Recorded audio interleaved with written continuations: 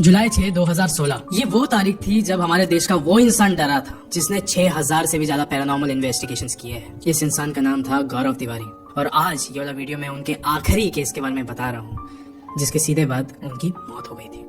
अगर आप इंटरनेट पे भी देखोगे ना तो फिर आपको कुछ ज्यादा इन्फॉर्मेशन नहीं मिलने वाली है इस केस के बारे में, बट मैंने और मेरी टीम ने हाईली रिसर्च किया इस चीज के ऊपर कि उनका आखिरी केस था क्या कारण था उनके घर पे आ जाने के बाद उनकी मौत का। आज वाला इंट्रो में ज्यादा नहीं खींचना चाहूंगा, सीधा कहानी में आना चाहूंगा। अब ये कहानी शुरू होती है।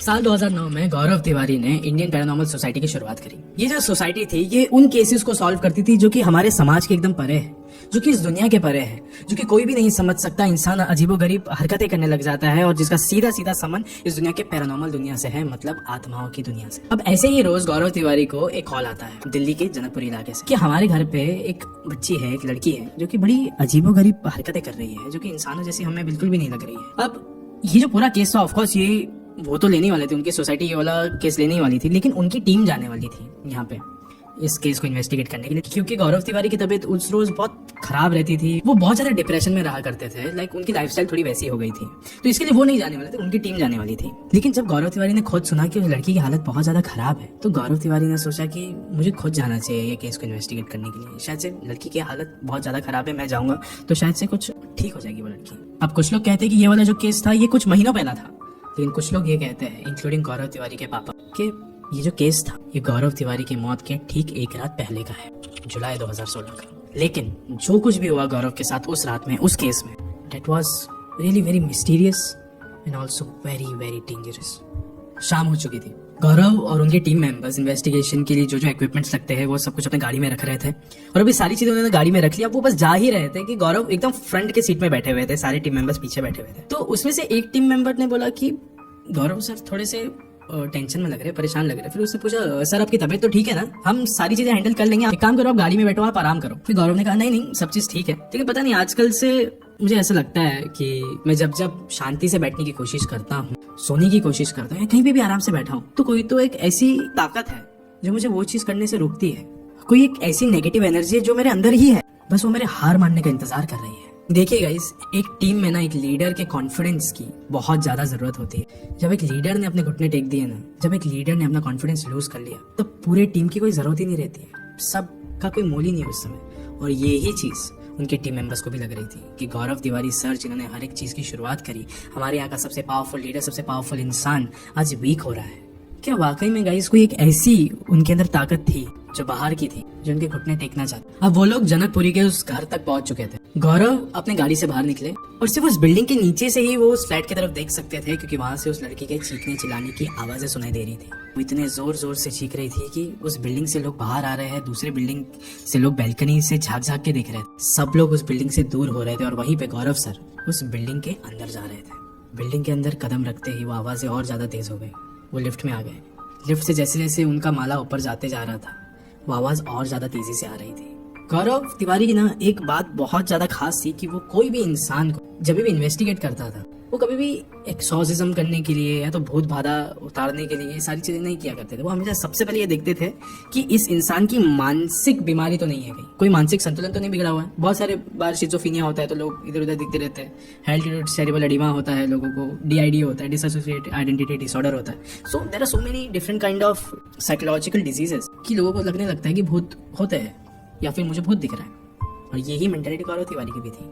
उन्होंने दरवाजा खोला, जैसे ही वो अंदर गए, वो लड़की जोर जोर का जो चीख रही थी अचानक से गौरव को देखकर शांत हो गई। वो जो लड़की के जो पिता थे वो गौरव को बहुत ही ज्यादा उम्मीद के साथ देख रहे थे कि शायद से ये इंसान मेरी लड़की को ठीक कर देगा, लेकिन वो लड़की गौरव को इस तरीके से देख रही थी कि उन दोनों का जो नाता है, जो रिश्ता है, वो बहुत पुराना है। देखते ही देखते वो लड़की अभी मुस्कुराने लगी और बस गौरव को देखते देखते वो अंदर चले गई। ये चीज देखकर ना उसके जो पिता थे बहुत ज्यादा शॉक हो चुके थे और वो गौरव को देखने लग गए। और अभी उन्होंने गौरव और उसके टीम मेंबर्स को बिठाया और बात करने लगे कि ये अरसों में हुआ है। अरसों में मैंने अपनी बेटी को इतना शांत नहीं देखा है, तुम्हें देख के वो शांत हो गई और मुस्कुराना तो दूर की बात थी उसके लिए, सिर्फ गुस्से में रहा करती थी, जैसे कि न जाने हमने उसका क्या बिगाड़ा। मुझे लगता है कि तुम मेरी बेटी को बचा सकते हो गौरव। लेकिन गौरव ने कहा कि मैं आपकी भावनाओं को बहुत अच्छे से समझता हूँ, उनकी कदर करता हूँ, उनकी इज्जत करता हूँ, लेकिन इंसान के बदन में जो सबसे बड़ा मरीज है ना, वो इंसान या उसकी आत्मा नहीं बल्कि उसका दिमाग होता है।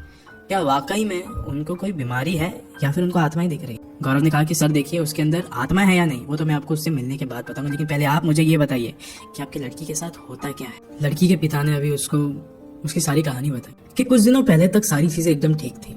कुछ दिनों पहले तक मेरी लड़की एकदम ठीक हुआ करती थी, एकदम खुशहाल रहती थी, कॉलेज में जाती थी, अपने दोस्तों के साथ घुमा करती थी और जब चाहे उसका मन हो वो अपने घर से बाहर भी कदम रखा करती थी। लेकिन धीरे धीरे करके ये सारी चीजें एकदम कम हो गई। कुछ दिनों पहले से उसने कॉलेज जाना बंद कर दिया, अपने कमरे में बस बंद रहती थी। जब हम उसके पास जाके बैठा करते थे तो उस वक्त वो पता नहीं क्यों लेकिन हमको चिल्लाकर बाहर भेज दिया करती थी, एकदम गुर्राने लग जाती थी, जैसे कि अलग ही आवाज हो चुकी है उसकी। कभी भी इसको हमारा आसपास होना पसंद नहीं था। अभी एक रोज की बात है कि हम लोग आधी रात में सो रहे थे, लेकिन उसके बाद अचानक से कि हमारे कमरे में आई। मैं बहुत ज्यादा खुश हो गया कि मेरी बेटी फाइनली हमारे कमरे में शायद हमसे मिलने आई होगी। लेकिन मैंने उस रात के अंधेरे में देखा कि उसके हाथ में एक खंजर था। जल्दी से जाके मैंने छीन तो लिया, उसने कुछ किया नहीं, लेकिन मैं एक चीज समझ चुका था कि ये हमारी लड़ाई काफी लंबी चलने, छोटी नहीं है ये, बहुत लंबी चलेगी। और उसके बाद चीजें बदलने लग गई। रोज अपने आप को मारना, दूसरों के ऊपर चिल्लाना, दूसरों पे चिल्लाना अपने आप को। जब वो मारती थी और अगर हम उसको रोकते थे तो और जोर जोर का चिल्लाती थी कि नहीं मुझे अपने आप को और मारना है। और उसकी आवाज दिन भर में कभी बंद होती ही नहीं थी। लेकिन गौरव जैसे कि तुम है तो अचानक से उसकी आवाज बंद हो गई। ये घर वापस से वैसा ही ठंडा हो गया, एकदम शांत हो गया। उसके पिता के इस बयान को सुनने के बाद गौरव उसका कोई रिएक्शन नहीं था, क्योंकि हर वक्त ऐसी बातें वो सुनता रहता था। उसके लिए कोई नई बात नहीं थी। उसने देखा कि चलो ठीक है, हर एक चीज़ एकदम प्रॉपर है। इनके पापा यहाँ पे है, वो जो लड़की है जो बीमार है वो भी अपने कमरे में जाके बैठी हुई है। उसने अपने टीम मेंबर्स को बोला जल्दी से सारे EMF मीटर्स निकालो, हर जगह पे कैमरास इंस्टॉल कर दो और जल्दी जल्दी अपने अपने काम पे लग जाओ। सब लोगों ने कैमरास हर जगह पे घर पे फैला दिए, हर जगह पे, क्योंकि उनको ये शक था कि इस घर में हो सकता है कि कोई भी स्पिरिट हो जो कि हमसे बात कर सके, हमसे कम्युनिकेट कर सके, जिस वजह से हम लोग कुछ ना कुछ सुलझाव लेके आ सके इस पूरे सिचुएशन के अंदर। कैमरास इंस्टॉल थे, ये लोग थोड़ी देर के लिए वहाँ पे रुके हुए थे। हमेशा किसी भी केस में आप जाओगे तो हमेशा आप एक चीज देखोगे कि कोई एक ही कैमरा रहेगा जिसके आसपास कोई भी हादसा होगा या फिर वो कैमरा फ्लैश कर। लेकिन यहाँ पे किस्सा अलग, हर एक कैमरा धीरे धीरे करके फ्लैश कर रहा, हर एक कैमरा उस घर का फ्लैश करने लगा। हर कोई यहाँ पे बस ये सोचा था कि शायद से एक आत्मा होगी, अगर होगी भी तो। लेकिन यहाँ पे हर एक कैमरा के सामने कोई ऐसी चीज आ रही थी जो कि पैरानॉर्मल थी। जो EMF मीटर्स थे वो अलग ही किस्म की रीडिंग्स बता रहे थे। गौरव ने जैसे ही एक EMF मीटर को उस लड़की के रूम के पास लेके गया तो वो और भी ज्यादा वियर्ड रीडिंग्स देने लगा। तब गौरव को पता चला अब बारी आ चुकी है इस लड़की के कमरे के अंदर कदम। गौरव ने दरवाजा खोला, वो लड़की उसी के बिस्तर के ऊपर बैठी हुई थी। और जैसे उसने गौरव की तरफ देखा उसने बस इतना कहा, आ गया तू। गौरव ने उसको देखकर एक अलग ही शक्ल बनाई, जैसे कि शायद ये मुझे जानती है, हो सकता। गौरव ने पूछा, कौन है तू? आई कम इन पीस, मैं यहाँ किसी को हर्ट नहीं करना चाहता। वो लड़की एकदम चुप थी। लेकिन गौरव ने फिर से पूछा, कौन है तू? क्या तू मुझे जानती है? फिर उस लड़की ने कहा कि इस घर की हर एक बला तुझे जानती है, हमें ये तो साथ में लेकर चलता है तू, आज एक और को लेकर जाएगा।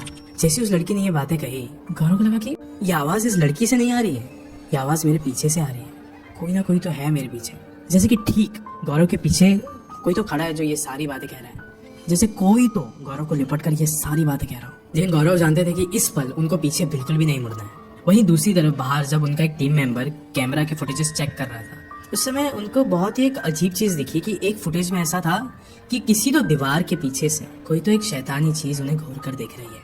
और ऐसा एक कैमरा के फुटेज में नहीं, बहुत सारे कैमरा के फुटेजेस, जिसे देख के वो बहुत ज्यादा शॉक हो चुका था। वो भागते हुए उस कमरे के अंदर गए जहाँ पे वो उस लड़की से इन्वेस्टिगेट करने वाले थे। उन्होंने जैसे ही दरवाजा खोला उस टीम मेंबर ने सामने देखा कि गौरव तिवारी एकदम स्टिल खड़े हैं, एकदम स्ट्रेट, जैसे कि डर चुके हैं वो किसी चीज से। वो लड़की बिस्तर पर बैठ के मुस्कुरा रही थी, लेकिन गौरव तिवारी सिर्फ वैसे का वैसे ही खड़े थे। ये पहला केस ऐसा उसको दिख रहा था जिसके अंदर गौरव सर इतना ज्यादा हिचकिचा रहे, इतने ज्यादा डर रहे थे। उस टीम मेंबर ने बाकी टीम मेंबर्स को भी बुला लिया। वो सारे टीम मेंबर्स आने के बाद यही देख रहे थे कि गौरव सर बहुत ज्यादा हैरान दिख रहे हैं, यहाँ बहुत ज्यादा हैरान लग रहे हैं, इतना ज्यादा घबरा चुके हैं, ऐसे कैसे हो सकता है। और उन सबको ऐसा लग रहा था कि इस लड़की के अंदर कोई एक आत्मा नहीं है, बहुत सारी आत्माएं हैं, एंड शायद से अब इनमें से सारी आत्माएं वैसे कुछ गौरव सर के अंदर भी हावी हो चुकी। ये सारा किस्सा बस एक हादसा बनकर रह गया है। गौरव सर को उनके घर से भी बार बार कॉल आ रहे थे, लेकिन वो उस वक्त कुछ भी नहीं कर पा रहे थे। गौरव जब अपने होश में लौटे तो उन्होंने वो सारी चीजें करी जो कि वो ऐसे केसेस में किया करते थे। जैसे उन्होंने देखा कि वो लड़की एकदम ज्यादा शांत हो चुकी है, कैमरा फुटेजेस वगैरह चेक किए, सब अच्छे से इन्वेस्टिगेट किया। और आखिरियत में जब वो उस कमरे को छोड़कर जा रहे थे, उस लड़की को वहाँ पे छोड़कर, तो उन्होंने वही चीज करी जो कि हर एक 6000 इन्वेस्टिगेशन पे उन्होंने करी थी। उन्होंने कुछ कहा, यहाँ जितनी भी आत्माएं हैं या फिर शैतानी ताकत है वो मेरे साथ चलो, बस इस जगह को छोड़ दो। ये जो उनकी बात थी ना, ये जो उनके शब्द थे, ये उनके टीम मेंबर्स को भी कभी हजम नहीं होती थी कि 6000 से ज्यादा इन्वेस्टिगेट जिस जगह जगह पे उन्होंने किए, उन सारी ही आत्माओं को गौरव तिवारी अपने साथ रखते हैं और ये जज्बा भी रखते हैं उसका। वापस लौटते वक्त गौरव तिवारी बहुत ज्यादा शांत थे। जैसे वो अपने घर पे पहुंचे, कुछ रात के तकरीबन 1:30 बज रहे थे, उनकी पत्नी ने उनसे सवाल पूछा, इतने वक्त तक तुम कहाँ थे, आपने मेरे फोन क्यों नहीं उठाए, आप रिस्पॉन्ड क्यों नहीं कर रहे थे वगैरह। तो उस वक्त गौरव ने कहा, वो सारी बलाएं लौट आई है, वो सारी बलाएं सिर्फ मेरी मौत देखना चाहती है। पता नहीं क्यों आजकल मैं जहाँ पे भी जाता हूँ मुझे सिर्फ काले साए नजर आते हैं जो मुझ पर हंस रहे हैं। गौरव इतनी सारी बातें कहने के बाद वो अपने कमरे में चले गए और उनकी पत्नी को ये यकीन हो गया था कि इतने समय से वो जो ये काम कर रहे हैं इस भूतों की दुनिया के बारे में, वो कहीं ना कहीं तो कैसे ना कैसे तरीके से अंत होना ही था, कैसे ना कैसे। तो इसके लिए वो जब से उनको मना रही थी कि आप कोई आम नौकरी ढूंढ लो, ये सब भूतों की दुनिया आपकी नहीं है, ये अलग दुनिया है, ये एक ऐसी दुनिया है जहाँ इंसानों के लिए बिल्कुल भी जगह नहीं है। अब गाइस वो दिन आ चुका था, 7 जुलाई साल 2016, जब गौरव जस्ट अपनी नींद से उठे, अपने फोन के मेल्स उन्होंने चेक किए कि क्या क्या इन्वेस्टिगेशन के लिए आ रहे हैं वगैरह काम वगैरह। एंड उसके बाद वो थोड़ा बाहर गए, अपने परिवार वालों के साथ बैठे और उसके बाद वो अंदर चले गए नहाने के लिए अपने कमरे में। कुछ समय बाद जब सारे परिवार वाले बाहर बैठे हुए, उनको बाथरूम से गिरने की आवाज सुनाई थी। वो अंदर गए, बाथरूम को धक्के मारने की कोशिश करी। जैसे ही बाथरूम का दरवाजा खुला, उन्होंने देखा कि गौरव तिवारी नीचे लेटे हुए थे, गिरे हुए थे। जब उनके नब्ज चेक किए तब पता चला कि गौरव तिवारी की मौत हो चुकी है। उनके बाथरूम में कोई तो एक रॉड के ऊपर उन्होंने कोई तो दुपट्टा लगा के आत्महत्या कर ली थी। पुलिस को लग रहा था कि ये एक नॉर्मल आत्महत्या का ही केस था, लेकिन उनके परिवार वालों का कुछ अलग था कहना।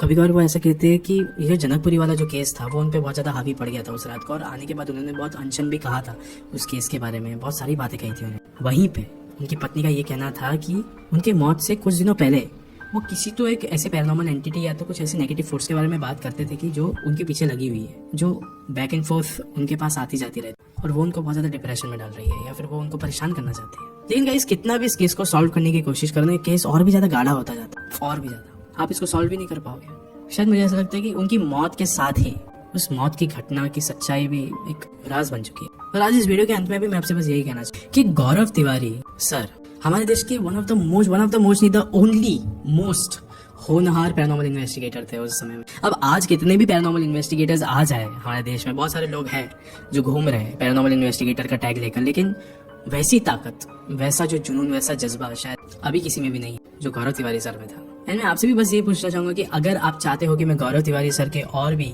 बहुत सारे केसेस को सॉल्व करूं या फिर उनके बारे में बात करूं, उनके बारे में कोई कहानी बताऊं, तो प्लीज आप मुझे कमेंट्स में बता सकते हो। अगर आपको ये वाला वीडियो अच्छा लगा हो तो प्लीज एक लाइक कर दीजिए इस वीडियो को। Thanks for watching.